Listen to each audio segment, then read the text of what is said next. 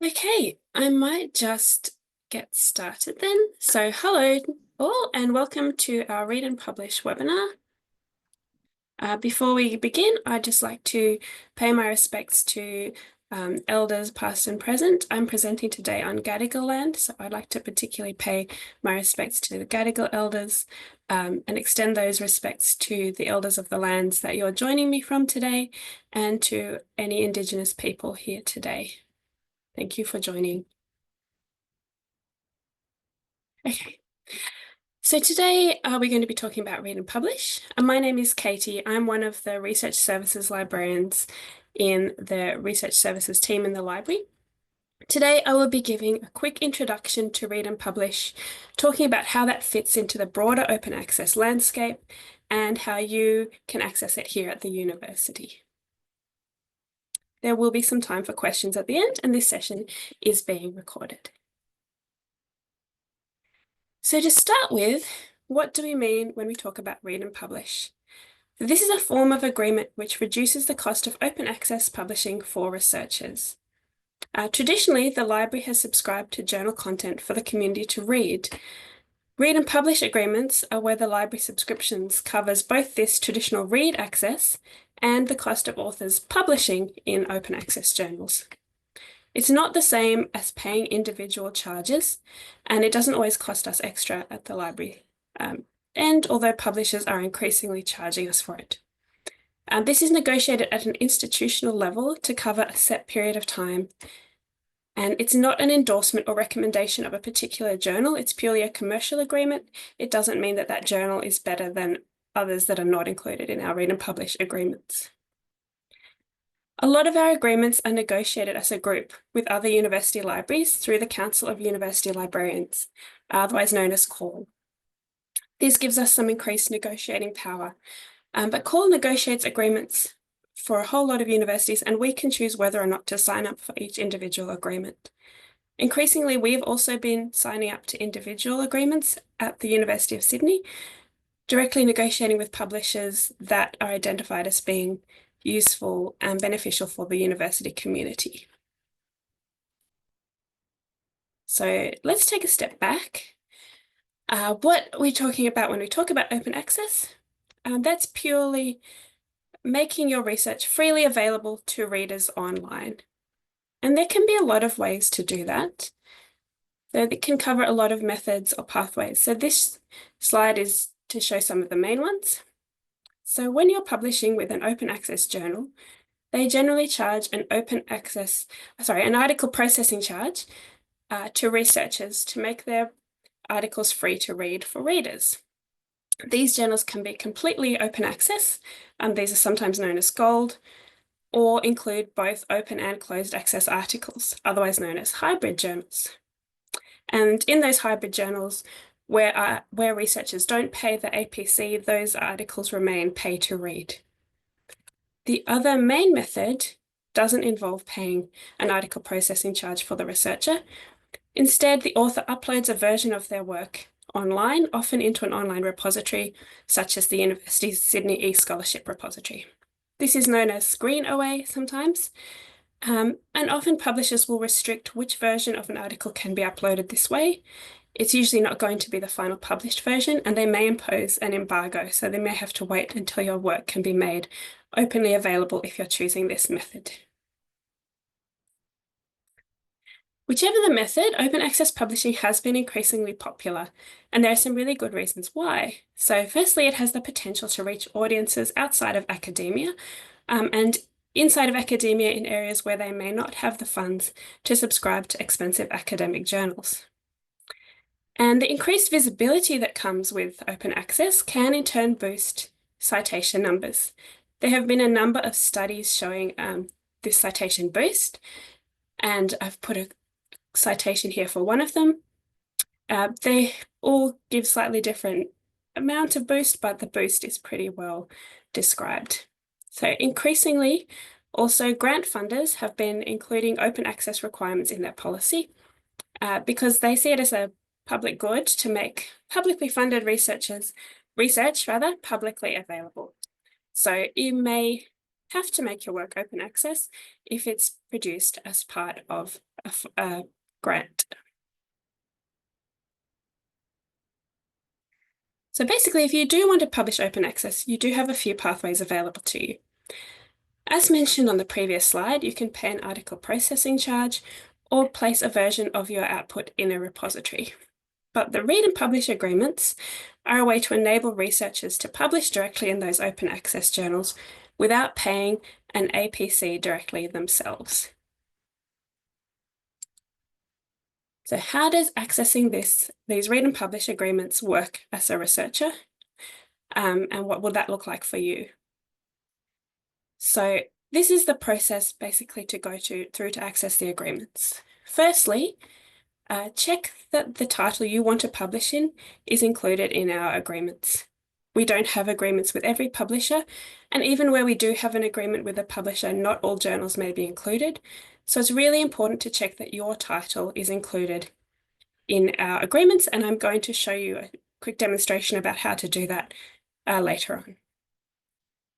Secondly, since the agreement is negotiated with the university, you need to be affiliated with the university to be eligible. So the corresponding author on your article must be affiliated with the university and use an official University of Sydney email address. Once you have submitted that article, in most cases, when it's approved, the publisher will prompt you to choose which Creative Commons license to apply to your work, and they will probably give you a few options. And then that's it. The read and publish agreement will come into effect and your work will be published open access with no further work from you.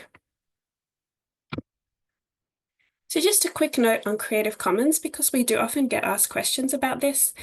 And the short answer is that we can't advise people which Creative Commons license to use. This is going to differ for all of you depending on your circumstances, but there is more information. The Creative Commons website publishes information on how all of their licenses work, and we also have some information available through the University of Library website. Usually the publishers will offer only a select few license types rather than the full range that Creative Commons has, so you'll have to choose between those. Worth bearing in mind that some funders or partners may have specific requirements, so it's important to be aware of those.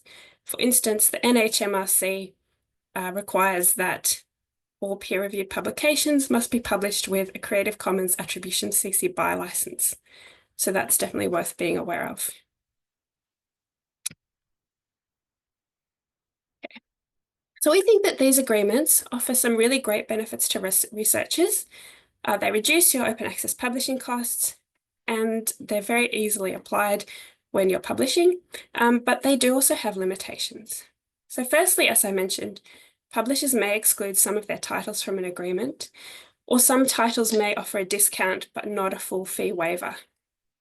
Publishers may also place caps on the number of articles included, which mean that there's only a certain number that can be published before the agreement stops applying. Some article types might not be covered. So standard research articles are usually covered, but there may be different things that aren't covered, so that's important to check. And publishers may also charge other fees in addition to APCs, like color printing or page costs, and those aren't covered by our agreement either. Because of changing costs and conditions, we can't always sign new agreements with publishers we have in the past, and this means the list may change year to year. So between that and the cap, it's really important to be aware that this can change, because these agreements are applied to you as an author at the point of acceptance in most cases, rather than when you submit an article. And because that process between submission and acceptance can take quite a while, conditions can change in the meantime, and that can sometimes catch researchers out. So what can you do if it all goes wrong and you can't access the agreement that you were hoping to access? Well, the library doesn't have access to a fund to pay individual APCs. So it's really important to be aware of your pathways and your funding options. So if you're publishing in a hybrid journal, there's always an option to publish as a closed access article instead of open access. In many cases, journals will let you make a version of that article available open access through that green or repository pathway, although this may involve an embargo. So you can check your publisher agreement and then often submit an appropriate version to Sydney eScholarship, and we'll be able to apply embargoes if necessary. If you can't do that, you can just continue closed access. For fully open access journals, this is not an option, and they will require you to pay an APC. Some faculties and schools do have funds available for open access publishing, so this is definitely worth checking locally, but not all of them do. We do encourage people to set aside funds in their grant applications to cover open access publishing where possible. Not all grants allow this, but where they do, it's a great backup option if something is not covered or falls out of our agreements as well. Okay, so I'm going to quickly show you now how to see and check if something is covered in our current open access agreements. So we're going to check two separate journals. I'm going to start with the Journal of Endocrinology. So if you're in any doubt, there should be information on the journal page about the publisher, and we can see this one is a Bioscientifica publisher, published journal. So on the library homepage under support, we have information on publishing and a page here on read and publish agreements. And this page lists all the publishers that we currently have agreements with. We try to keep this up to date, but of course there can be potential lags. So just be aware of that also. So if we look at Bioscientifica, this will take us through to this page, which has more information about our agreement with this publisher. This is a page on the University of Sydney Library website, which means this is an agreement that we've negotiated directly with Bioscientifica. And you can see it will tell you more about the publisher when the agreement covers, and more information about publishing using this agreement, any information about article eligibility, and any more information you need to know. Important to note this part in the middle, it says titles included, and it will link you to a list of titles included in the current agreement. This will take you to an Airtable, which shows all the titles for all of the agreements that we currently have negotiated directly through the University of Sydney. And you can either see it here or search Journal of Endocrinology. And you can see that this title is on the list. It's a hybrid open access journal. Since this is on the list, then we know that it is included. And now we're going to look at one more example. This is for research methods in applied linguistics, a Science Direct journal, and you can see this is published by Elsevier. So again, if we look at our list of publishers, we can see that we do have an agreement with Elsevier, which is great, and we can open that up to find out more information.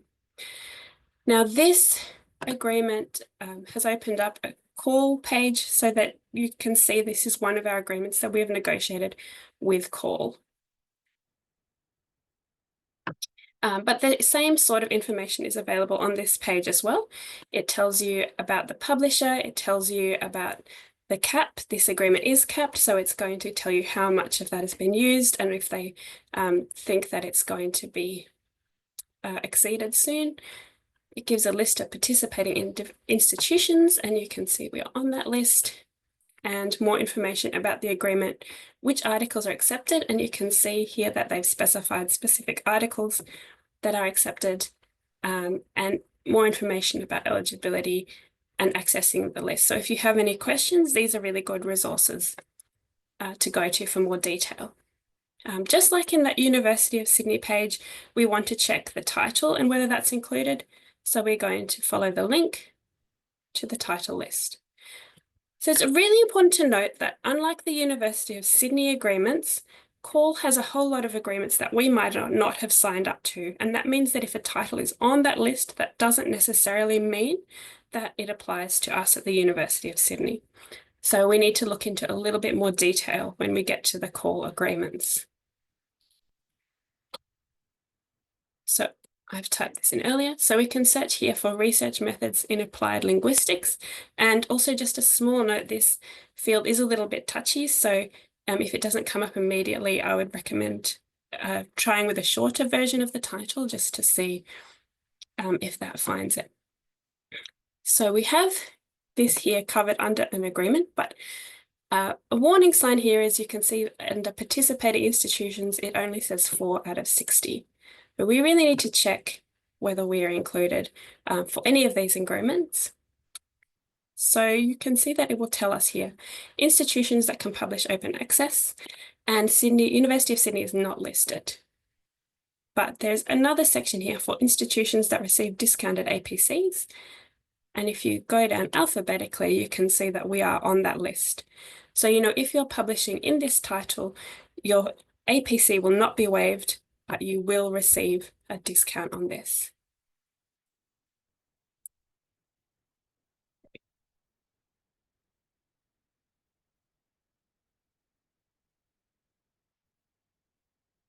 So it can be confusing navigating these agreements. I just want to stress we are here to help. We do have more information on the website. We do have an email address there that you can contact us on if you have any questions. Ultimately, these agreements are applied by the publisher, so it can be worth checking with them if there's any doubt, because ultimately it's up to you to make sure that this article, that the journal is covered by the agreements, but we're more than happy to help you try and navigate this landscape. So that's all I have to say